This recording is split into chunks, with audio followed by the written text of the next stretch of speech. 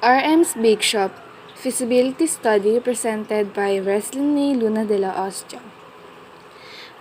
As I start this study, I would like to dedicate this to my family first who become my inspiration and support me to have this kind of business. I would be happy also if I have helped some of aspiring entrepreneurs that may find this helpful and interesting. I want to acknowledge those people who answered my questionnaires that helped me complete the study despite of their shyness and low self-esteem. They are Miss Rinalyn Luna, Mr. Reynald Santos, Mr. Joselito de la Cruz, Mrs. Genevieve Reyes, and Miss Leilani Savedlan. The study was made to serve as reference for aspiring entrepreneurs who want to have the same business as I have. Whoever will read this will get the basic ideas on how to establish and operate the business, the same ideas I learned while completing the study. I made several researches and used different tools for the study to show that the business is really profitable and easy to run at the same time it can help you earn money. This study may be helpful for those aspiring entrepreneurs that want to have the same business as I have. I would be glad if you find this helpful and interesting. Chapter 1 Introduction. The name of the store will be RM's Bake Shop located at Block 9 Pine Tree Street, Pineville Subdivision, Lawa, Maykawayan City of Bulacan, near at Ate Teen's store. For the project summary, A for marketing, which is useful marketing activities. B for technical feasibility, which is strategic location and store layout, basically at our house. C for management feasibility, organizational setup and responsibilities of the respective person at the business prescribed. D. Financial aspects, store capital and financial statements. E. Socioeconomic role, sell and provide cake and pastries in Maykawayan City, particularly in Barangay Lawa. For the project description, RM's Cakes and Pastries is a bake shop that sells sweet delicacies like cake, cupcakes, and other pastries at affordable price. The project was made after the interview conducted from the people that answered my questionnaires, which is the fundamental foundation of writing this study. For the background, in area like Lawa here in Malhacan, there's no near bake shop here that sells cakes and pastries. Since there's no near bake shop here, I decided to put up a store that sells cakes and pastries because it's very essential, especially in special occasions, and there's no need to travel a bit so far just to buy cake, which add more cost. For the objectives of the study, this feasibility study aims to 1. Form a store capable of selling cake and pastries and help people not to travel a bit far because they are now have a bake shop nearby. For the second aim, accomplish the sub-objectives, which is A. Become a well-known bake shop. B. Provide employment. C. Sell cakes and pastries at affordable price. For the scope and limitations, the shop will focus only in selling cakes, cupcakes, breads, and other pastries. Operational terms. Plant site means those portions of the real property and lease premises location listed on schedule. Annum, per year. Demand is the quantity of good that consumers are willing and able to purchase at various prices during a given period of time. Salary, a form of payment from an employer to an employee which may be specified in an employment contract. Renovate, restore, or something old, especially a building, to a good state of repair. Chapter 2, Marketing. As you can see, the data shows the most selling cakes preferred by the customers in Barangay Lawa. According to the Barangay Captain of Lawa, there are 1,500 families in Barangay Lawa. My target is to gain around 500 families to be my customer. The pie chart shows that the most preferred flavor of the customers in Barangay Lawa is chocolate. 20% of them choose mocha and 10% choose other flavor. This information gathered through conducting a survey, which participants are also bake shop owners. They are Mrs. Rinalyn de Luna, Mr. Reynald Santos, Mr. Joselito de la Cruz, Mrs. Genevieve Reyes, and Miss Lailani Sabadlan. In conclusion, if I want to have more customers, I will need to have different kinds of chocolate cakes. Series of researchers were also conducted to read various reading materials to supply sufficient evidences to support the claim. For the demand in market condition, the shop is to be active on weekdays except for holidays. For the potential market or customers, it is some people who love sweets like cake, cupcakes, and other pastries, and also to those people who wants to resell. For its project demand, more than 4% per annum of 1,500 plus families of Barangay Lawa, 500 or more family. For the demand analysis, the demand was decided because there's always a time that some people are celebrating different special occasions and there's a lot of people who want sweets. For the marketing strategies applied on this study are the business to have stable and affordable price of cakes and pastries. At the same time, it is very delicious. Moreover, the business offers free delivery within 1.5 kilometers within the location of the store with minimum of 2 orders or above. For its advertising, the advertisement of the business will be through printed papers posted on post and through online social medias. Chapter 3, Technical Study. For the services, because the business is about selling cakes and pastries, our service is to sell them our product at affordable price. At the same time, it has a good quality when it comes to its taste. For the schedule, workers may start working at 8 in the morning, Monday to Friday. They are provided a break from 11:30 a.m. to 12:30 p.m. They may end their work by 5:30 in the afternoon.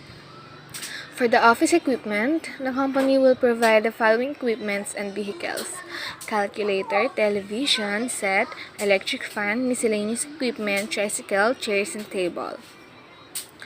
For the store location, the store will be established at Block 9 Pine Tree Street, Pineville Subdivision, Lawa, Maykawayan City of Bulacan.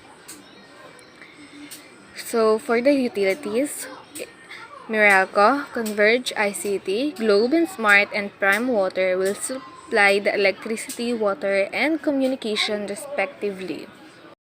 So, we're now here at Chapter 4, Management Study of Feasibility Study. For the form of business organization, the form of business is a sole proprietorship named RM's Bake Shop, Cakes and Pastries, which is owned and managed by yours truly, Dela, Ostia, Reslyn.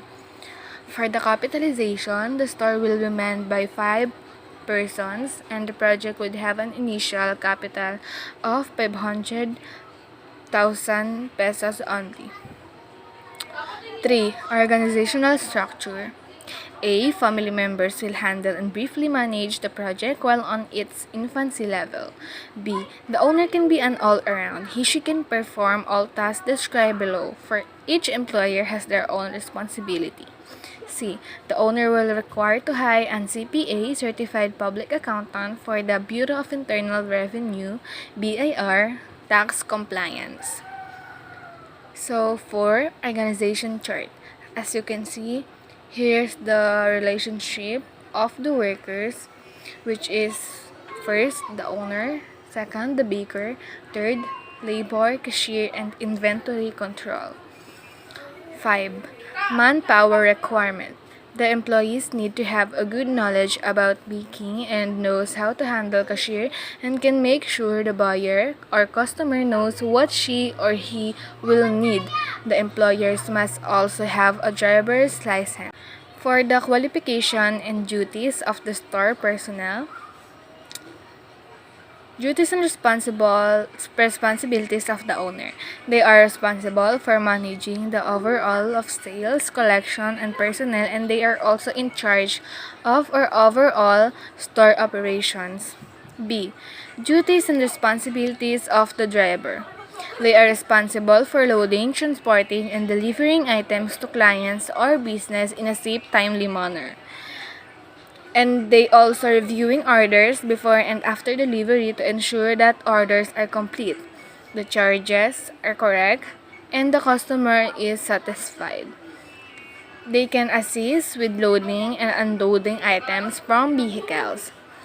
They are accepting payments for delivered items, and more. For the duties and responsibilities of the cashier, they are responsible for providing positive customer experience with fair, friendly, and courteous service. They can also register sales on a cash register by scanning items, itemizing, and totaling customers' purchases. They can also must ensure the right amount of change at all times. Resolves customer issues and answer questions, must avoid fake money bills, and bags purchased if needed. For the duties and responsibilities of the baker, they can mix and prepare baking bread and pastries. Opening the bakery every morning, must obey at all times, arranging the display case in an appealing manner, ordering more supplies, crafting and creating a new and exciting baked goods, ensuring all baked goods are completed on time for opening. For the duties and responsibilities of the inventory control, they must ensure the right items are in correct place, monitors and maintains current inventory levels. They are responsible in arranging the tools and equipment. They can record purchases, maintains database, performs physical count of inventory, and reconciles actual stock count to computer-generated reports, and more. For the compensation benefits, the regular compensation for the driver, they can earn 10,000 per month. For the cashier, 8,000 per month. For the baker, 9,000 per month. For the inventory control, 9,000 per month. For the benefits and privileges, 1.5% salary increase annually, overtime tip and meal, 1 day offer per week, 1 day off per week. For the organization policies, the listed below are the organizational policies that should be followed and regularized. A. Working hours. Workers and employees should start working at 8 a.m. in the morning every Monday to Friday. The workers and employees are provided to have a break time from 11:30 a.m. to 12:30 p.m. The work ends at 5:30 p.m. For the attendance, employees and workers must attend Monday to Friday. They can take 1 day rest if they are not feeling good. For the rules, regulation, and prohibitions, they should smoke outside the store. Can only slack off if there are no customers.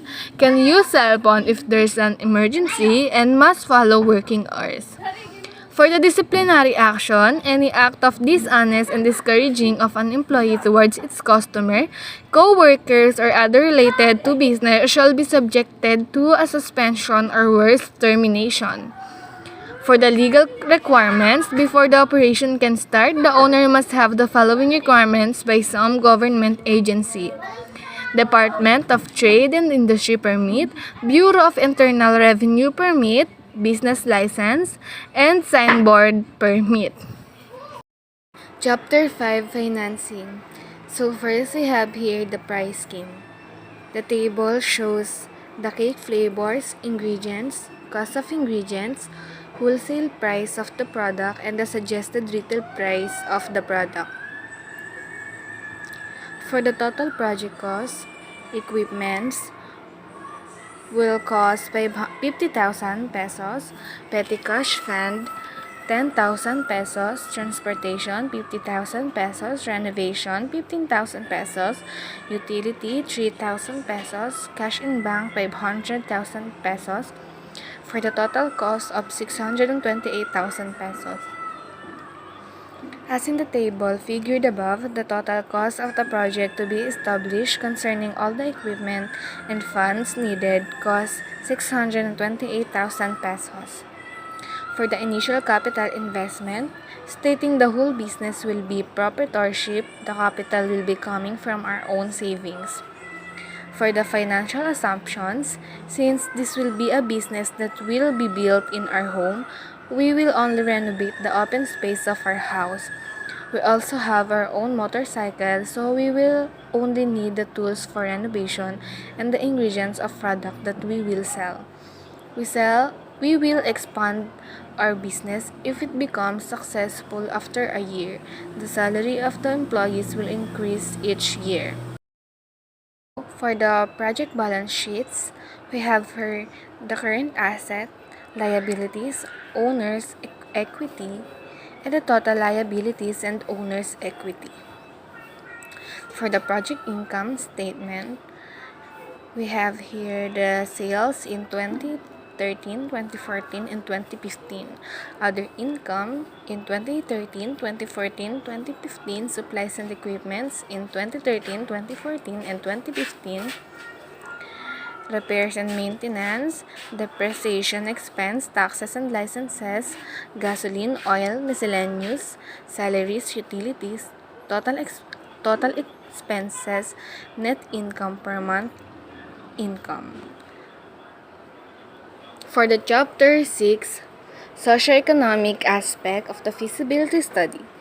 First, we have here contribution to the local government of Megawayan City. This project benefits the revenues of the local government by paying taxes. It increases the level of taxation for a local community and ensures the money remains in that society. In addition to that, it also decreases the poverty levels as more people move to become entrepreneurs, as others also get employed. Moreover, it will help the economic progress of Megawayan City because many small businesses operate. Locally, the hiring of local people can have a huge impact not only on the local economy but on the overall health of a community and its people. They tend to support other local business to purchase supplies or for financing. Keep more of that money in the local community. On the other hand, local businesses' success means more local tax money, which helps improve schools and other local services. While money spent a larger, chain business rarely stays in the community. Small business keep a large percentage of their profits and turn those back into other community endeavors. Second, we have here employment. Considering that the business is a small sole company, it will still help their employees to their financial needs, and since the business aims to expand in about a year, expecting to employ more personnel. Third, we have here social desirability community. It will open threshold of opportunity to have a job for those who will be employed. This business project will also address the community's daily raw material consumption. This will benefit the concern in Megawayan's economical and financial needs. And the last part of the study, we have here the references. This is where the information I got. Thank you.